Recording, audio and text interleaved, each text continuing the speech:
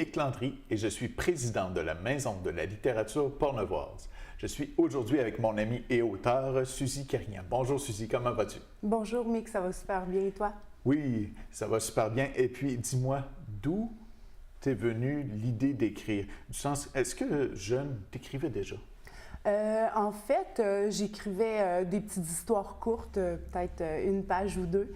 Je m'amusais, j'aimais me perdre dans ces histoires où j'aurais aimé vivre, en fait. Mais sinon, sans plus, l'idée m'est venue il y a 4 ans, plus sérieusement. OK. Donc, quand tu étais jeune, le français n'était pas nécessairement ta matière préférée? En fait, oui, pas les règles grammaticales, mais de lire des histoires et de répondre aux questions qui m'étaient posées, ça, oui, j'adorais ça, faire ça. Okay. C'était ma matière préférée. Et puis, après ça, quand tu as grandi, quel chemin académique t'as pris? En fait, j'ai dû quitter l'école quand même assez tôt pour des raisons familiales. Fait que secondaire 4, terminé, sinon j'ai pas fait plus d'études que ça. OK. Et puis, dans ta vie professionnelle, quel parcours tu as eu et puis aujourd'hui, tu es rendu où là-dedans? En fait, j'ai été gérante de des restaurants, les restaurants Subway, ici à Donnacona. Après ça, je suis allée travailler chez Transpavé, une compagnie où on vend de l'aménagement paysager. J'aimais travailler avec le public, c'était super intéressant, mais j'avais un rêve d'ouvrir une garderie qui maintenant fonctionne encore. Ça fait 8 ans, puis je suis super contente de mon travail. Quel a été ton élément déclencheur pour dire, OK, moi, j'écris, je commence à écrire, puis c'est dans le but de publier, puis de partager aux autres? En fait, quand j'ai commencé à écrire, c'était pas nécessairement dans le but de publier. C'est mon mari, Robert, qui m'a donné le coup de pied que ça prenait pour le faire. Je lisais beaucoup. Puis, à un moment donné, je faisais souvent des commentaires sur les livres que je lisais. J'aurais écrit ça comme ça, j'aurais dit telle affaire à la place. Puis, Robert m'a dit, tu devrais écrire des livres, tu serais bonne. Je dis, ben voyons, tu sais, j'ai aucun cours en écriture, j'ai absolument rien pour le faire. Il dit, ben fais-le, on verra bien ce que ça donnera. Ben oui. Puis, le soir, je me suis réveillée, ça a trotté dans ma tête. Puis, à minuit, je me suis levée, puis j'ai commencé à écrire le premier roman à la main. 280 pages que ça a donné en un mois. OK. Fait que j'étais vraiment absorbée par ça. J'ai gardé le roman en souvenir tellement c'était... Puis je me suis basée aussi sur les photos de ma fille qui faisait à ce moment-là des shootings photos avec M. Houston. Puis ça m'a inspiré les désirs. Parle-nous un peu du premier. Oui, en fait, je suis partie de rien, en fait, d'une image. L'image me parlait.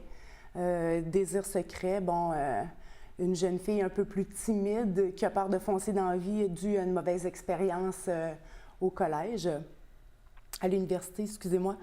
Puis au fil de l'écriture, je me rendais compte qu'il ne pouvait pas avoir juste un roman, ça aurait été trop gros. Alors, j'ai décidé de faire un tome 1. Ensuite, on est allé avec le 2. Je pensais que c'était pour se terminer là. Et en fin de compte, non. L'inspiration y était pour pouvoir mettre au point le personnage principal pour qu'il évolue vraiment dans une société où c'est souvent difficile. Puis, ça donnait un 3e roman. Donc, une trilogie, on part avec un personnage au point A et il se rend au point où ce qu'on veut l'amener. Exactement. Puis, ce que j'ai aimé dans cette trilogie-là, justement, c'est qu'on boucle la boucle à la fin. Oui. Il y aurait matière, peut-être, à développer plus avec un 10 ans plus tard ou quelque chose, mais tout de suite, quand on lit la trilogie de A à Z, on arrive avec un produit fini. Exactement. Oui, je suis pas obligée, on n'est pas obligé de faire une suite. Mais par contre, 10 ans plus tard, ça j'y ai pensé parce que je trouverais ça intéressant de voir que dans la vie, oui, il y a une belle histoire d'amour, oui, il peut y avoir mariage, enfant et compagnie, mais il y a des embûches aussi. Un peu dans les romans, les 3 romans, il y a toujours une embûche où Abby doit aller plus loin. Mais aussi que, oui, les parents, parce que dans le troisième tome, il y a des enfants qui évoluent autour de tout ça. Et de voir que les conseils pratiques d'une maman ou d'un papa ou d'une tante peut aider aussi les enfants. Fait qu'un 10 ans plus tard, ça serait bien aussi. Et puis, si on prend le premier roman, Désir secret, le personnage principal commence avec une difficulté qu'elle doit vaincre, et puis on a une histoire d'amour qui est en amorce, qui a un début de quelque chose. Donc, il y a une intrigue amoureuse, et puis, comme tu le dis, ce que je trouve intéressant, qu'il y a toujours des petites choses, des petits aléas de la vie ou vraiment des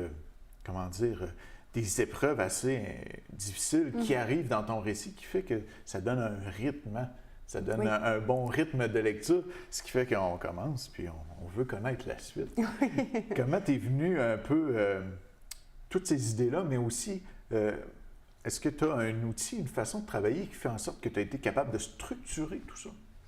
En fait, je savais dès le départ là où je voulais commencer et où je voulais terminer. Fait qu'entre les deux, il fallait enrober les choses. Et de là, donner l'expérience, une histoire d'amour, c'est jamais simple. Il y a toujours ces 2 personnes complètement différentes, donc de l'ajustement tout le temps. Même que ce soit 1 an de vie commune ou 25 ans de mariage, c'est la même chose. Il y a toujours des hauts et des bas. Puis c'est ce que j'ai voulu faire dans mon roman. Mais aussi, il faut que ça soit captivant. Hein? Il ne nous arrive pas toujours des gros malheurs comme il y en est arrivé à Abby. Mais il y a quand même un bon rythme. Comme tu dis, c'est pas trop exagéré, c'est pas trop non plus banal. Oui. Ce que j'ai aimé, c'est que tout reste quand même cohérent. Du sens que c'est cohérent au personnage, cohérent au récit. Et puis justement, je pense que peut-être le personnage principal, peut-être que tu as puisé dans tes expériences personnelles un peu, parce que elle, son métier, c'est d'organiser des événements. Puis on l'a vu avec ton parcours que tu viens de nous dire, tu aimes organiser des choses pour les autres, puis tout ça. Puis même, je pense que tu es en train d'organiser le mariage de ta fille. Oui, exactement. Oui. Justement, la jolie demoiselle sur les romans, ma grande fille de 21 ans déjà, va se marier.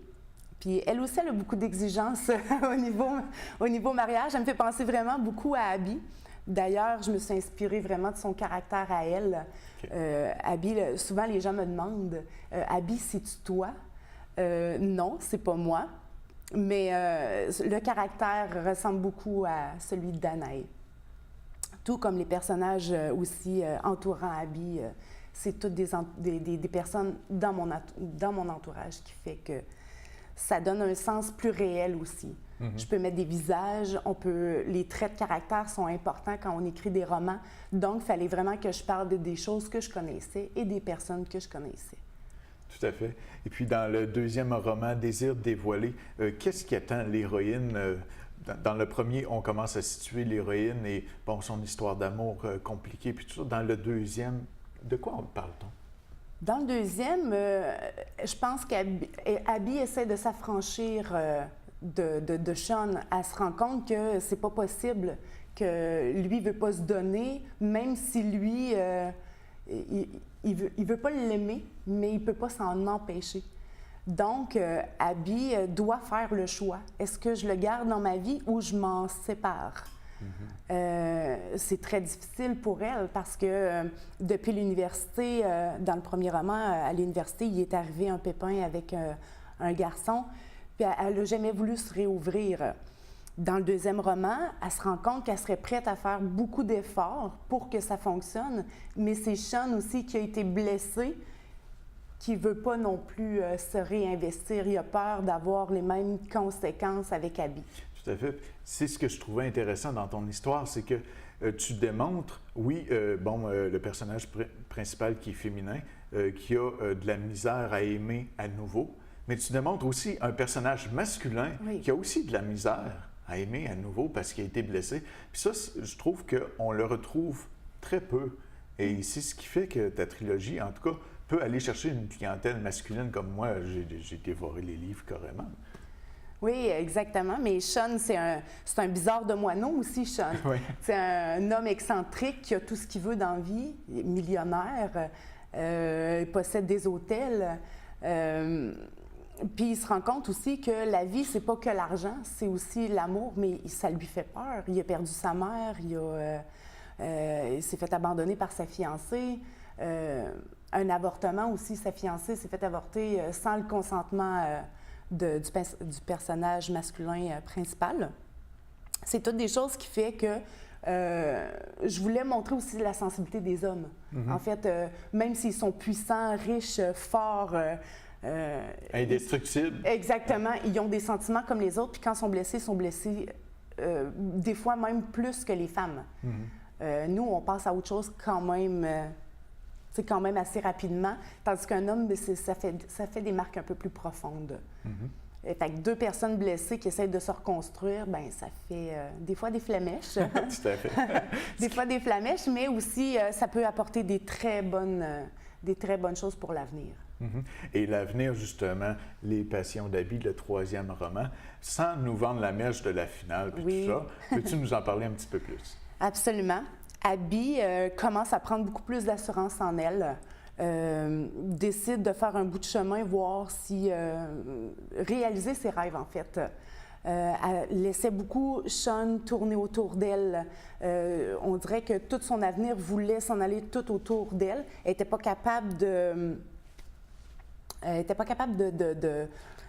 d'imaginer une carrière, tout ça, sans Sean. Puis elle se rend compte qu'en fin de compte, elle peut faire les deux. Elle peut aimer aussi fort qu'elle peut avoir des rêves professionnels à accomplir. Puis même, je trouve qu'elle devient de plus en plus têtue au fil des romans. C'est ce qui fait sa force de caractère. C'est ce qui fait aussi qu'elle va sortir de tous ses pépins. Exactement. Quand même bien. C'est l'histoire, dans le fond, d'une femme peut-être déconstruite qui se construit tranquillement. Exactement. Avec l'aide de Sean, bien sûr. C'est ça, exactement. Sans Sean, elle n'aurait peut-être pas eu cette chance-là. Elle aurait peut-être continué à s'apitoyer sur son sort au lieu de voir les choses. C'est vrai que ses amis aussi ont été d'un grand secours pour elle. Il y a quand même d'autres personnages. Oui, absolument. Et puis, chaque personnage, et c'est une force dans ton écriture, a ses particularités, a son tempérament, a sa façon d'agir avec les autres personnages. Et puis même, ils se disent des surnoms entre eux, puis tout ça. Donc, je pense que tu es allé puiser un peu dans ton entourage à toi, ça se peut-tu? Exactement. En fait, c'est une amie d'enfance qui est Brooke. Mon amie d'enfance, Chantal Julien, fait partie de mon roman. Je la décris comme un peu ma petite princesse de porcelaine parce qu'elle est comme ça dans la vie. Elle a toujours un petit rire qui on ne peut pas s'empêcher de sourire quand elle rit.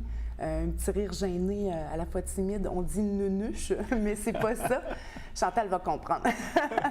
En fait, c'est ça, c'est une petite fille de porcelaine, là. Chantal est comme ça. Elle aime tout le monde, est amoureuse de l'amour. Puis on a France, qui est Kate dans mon roman, Caitlin, qui est très fonceuse, qui n'a pas peur de rien, qui a très confiance en elle. Deux caractères complètement différents avec Abby qui est comme entre les deux. C'est un peu comme Kate, mais la peur mais plus rassurante du côté de Brooke. C'est ce qui fait ça englobe bien l'équipe, là, les trois inséparables. Tout à fait. Et puis, tu as fait quand même beaucoup de recherches. Il y a des noms de chansons, il y a des lieux. Oui. Parle-nous-en un petit peu. En fait, Abby, elle adore chanter parce que sa mère chantait beaucoup. Elle a un style musical très, très, très élargi. C'est quelque chose qui, depuis qu'elle est toute petite, dans le fond, elle est élevée avec un peu de la musique un peu partout. Concernant les lieux, en fait, au départ, je voulais donner un ton un peu plus country à mon histoire. Puis, de fil en aiguille, ça s'est transformé en complètement autre chose. Mais le Texas, je trouvais une place, je trouvais que c'était vraiment un endroit intéressant pour faire évoluer les personnages. Abby doit quitter Nashville pour se rendre au Texas pour devenir une organisatrice de réception. Puis, et de là commence l'histoire là, où elle a peur, mais que Kate pousse beaucoup. On va rejoindre justement, en fait, Abby et Brooke habitent ensemble depuis l'université et vont rejoindre Kate au Texas. Ils ont loué une grande maison ensemble qui appartient aux parents de Kate pour se réunir puis faire face ensemble à leur développement de carrière, chacune. Parce que chacune a un métier très précis et chacune tombe amoureuse aussi en lien avec le personnage principal masculin qui est Sean. Ton premier roman a été publié en Europe et puis tu as ramené les choses ici au Québec et c'est là que tu as publié ta trilogie. Parle-nous un peu de ton processus. Oui, absolument. Oui. En fait, j'ai essayé, un coup que le roman a été terminé, mon mari m'a incité à publier. J'ai fait j'ai envoyé des manuscrits ici au Québec, beaucoup, qui ont été refusés. C'est très contingenté ici au Québec. Je me suis tournée vers la France. Une annonce publicitaire comme ça, Facebook et tout ça. Oui, c'est ça, j'ai été acceptée pour un roman. Le premier roman, en fait. J'ai trouvé intéressant de le publier en France.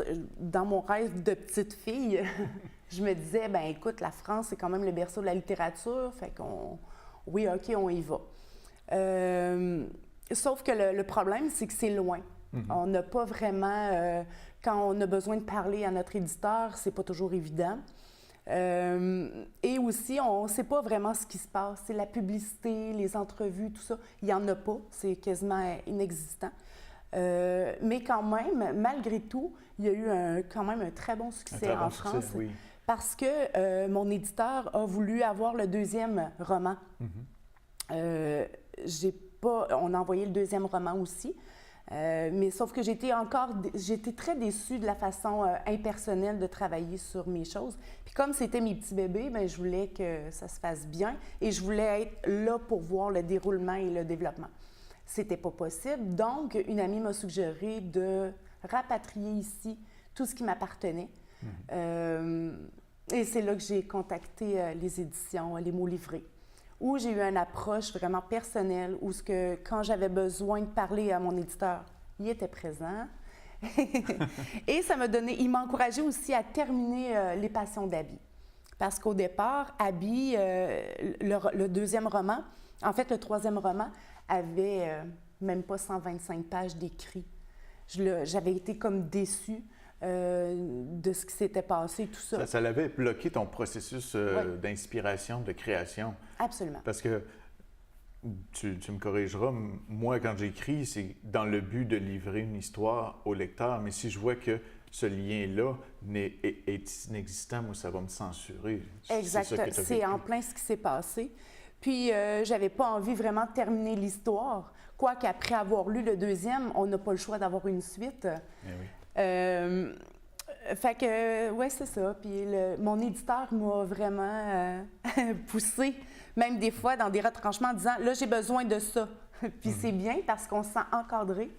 Donc, ça m'a permis de laisser aller mon imagination et ça a donné un troisième livre qui, en passant, est mon préféré, selon moi.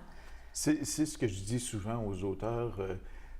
On peut aujourd'hui créer son livre soi-même, en auto-édition, faire toutes les étapes soi-même, mais il ne faut jamais oublier que même si on peut le faire soi-même, l'acte d'écrire, mais l'acte de publier, surtout publier, ça veut dire rendre au public, rendre aux gens, demande des collaborations de d'autres gens aussi. Ah oui, absolument. Et puis, il ne faut pas rester seul dans son petit coin à écrire. Je pense qu'on gagne tous à travailler les uns avec les autres, à collaborer.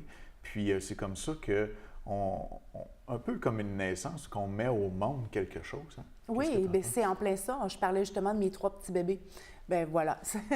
Oui, puis on a besoin d'être entouré, comme dans un accouchement, on a besoin d'un médecin.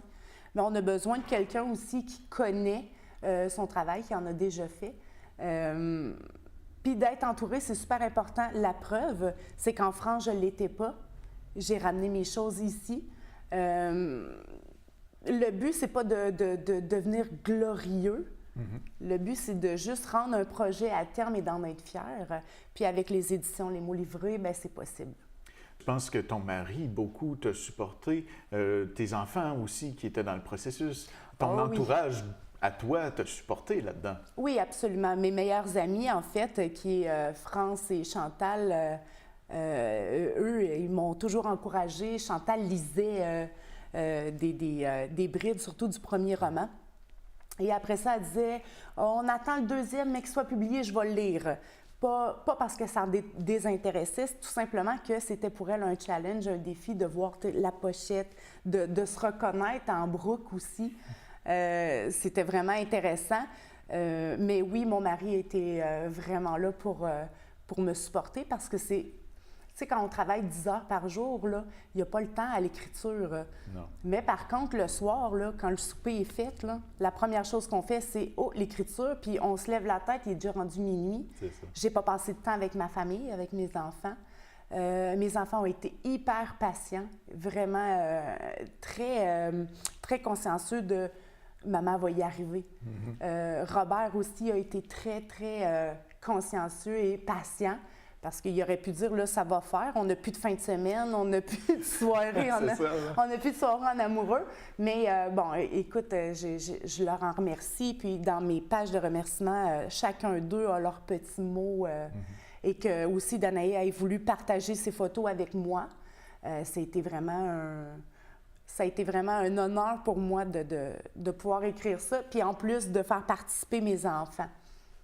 Ça leur donne le goût aussi de voir qu'eux autres aussi peuvent accéder à leurs rêves, même s'il y a des embûches. Pas grave, on continue, ça peut arriver. J'ai eu des embûches à l'écriture, je les ai rapatriées, puis maintenant je suis super contente, mes bébés sont à la maison. Puis les gens de Portneuf commencent à les connaître, commencent aussi à me reconnaître, et ça, c'est vraiment intéressant. Avec tout ça, est-ce que tu penses continuer d'écrire? Est-ce qu'il y a des nouveaux projets qui s'en viennent? Ah, absolument. Absolument. Là, présentement, je suis en train de travailler sur un nouveau roman. Toujours l'histoire d'amour. Je trouve ça super intéressant. Je pense que le monde tourne autour de ça, de toute façon. On cherche tout à avoir l'homme parfait ou la femme parfaite. Mais c'est ça, mon nouveau projet, il va être un peu plus de thrill, plus policier, plus... mais encore là, avec des personnages assez colorés, avec des dons. OK. Il y a des donc, dons... un petit peu de surnaturel. Absolument, absolument. J'avais envie de me lancer dans cette voie-là. Je m'amuse vraiment beaucoup, là, c'est vraiment le fun. Des fois angoissant, par exemple, parce que des fois, on oublie qu'on écrit une histoire, mais on la vit en même temps, cette histoire-là. Ça nous obsède. Il y a des soirs, je me réveille, puis ça fait quasiment peur. Mais on prend note. On prend tout en note. Puis à l'esprit reposé, après ça, on peut transposer sur l'écran. Ça va bien. Mais c'est ça, c'est un nouveau défi. Je sors de ma zone de confort pour parler des choses un peu plus noires. Puis on en parlait tantôt un peu de l'histoire qui vient nous obséder, puis tout ça. Moi, ce que ça me crée aussi des fois, c'est que j'ai l'impression que les personnages commencent à vivre de par eux-mêmes, que je ne contrôle plus le fil de l'histoire. Est-ce que ça t'est arrivé? Absolument. Comment tu as géré ça? Mon Dieu, c'était intense. Des fois, je suis obligée de me reprendre en disant « OK, ça, c'est le livre, ça, c'est la réalité. Il faut faire attention. » Des fois, tu sais, je faisais des blagues aussi avec France ou avec Chantal, puis ils me regardaient comme « De quoi tu parles? » C'était des insights, dans le fond, dans le roman. Les autres ne comprenaient pas trop. Il faut faire attention à ça, par exemple. Quand on est passionné parce qu'on est en train d'écrire, souvent, ça peut déraper, là. Mais il faut se remettre dedans puis dire « Écoute, là, ça, c'est la vraie vie, ça. Quand j'ai fini d'écrire le 3e livre, j'ai pleuré. C'est comme si je disais comme si je disais bonjour à tout le monde puis que c'était terminé. Et on a de la misère à lâcher prise, hein? Fait que c'est pour ça qu'il m'est venu l'idée d'en écrire peut-être 10 ans plus tard. Mais je veux écrire autre chose avant. C'est ça. Pour justement moins m'attacher, plus être détaché là, de ça. Puis explorer des nouvelles horizons. Oui, absolument. Puis dans mon prochain roman aussi, encore là, c'est une amie qui est proche de moi, qui t'inspire. Qui m'inspire beaucoup. Fait que ça va rester quand même dans le domaine où ce que je vais parler des choses que je connais. Peut-être pas nécessairement dans le surnaturel, mais des choses que je connais. On va pouvoir te voir un peu partout, entre autres à la bibliothèque de Donnacona, où ce que tu vas venir nous rencontrer, et puis durant la foire du livre indépendant à Portneuf le 25 mars prochain. Oui, absolument. Ça va me faire plaisir de rencontrer les futurs lecteurs. C'est vraiment pour moi quelque chose que j'apprécie parce que je peux justement avoir un contact. Quelque chose que je n'avais pas en France, maintenant je l'ai ici. C'est vraiment le fun. Puis en plus, les bons commentaires font qu'on s'applique encore plus pour les prochains romans. Exactement. Hein? Comment dire, nos fans qui commencent à se créer puis à nous suivre aussi, c'est eux autres qui nourrissent notre passion. Hein? La passion est souvent symbolisée par le feu, mais ça prend quelque chose pour le nourrir, hein, oui. ce feu-là. Oui, puis les lecteurs, même des messages sur Facebook qui me disent je suis tellement fâchée contre Sean ou je suis tellement. Mais voyons, pourquoi il chicane tout le temps? Bon, des petits commentaires comme ça fait que je trouve ça drôle, amusant. Ça me fait plaisir de répondre à leurs questions aussi quand ils en ont. Mais souvent, c'est très positif.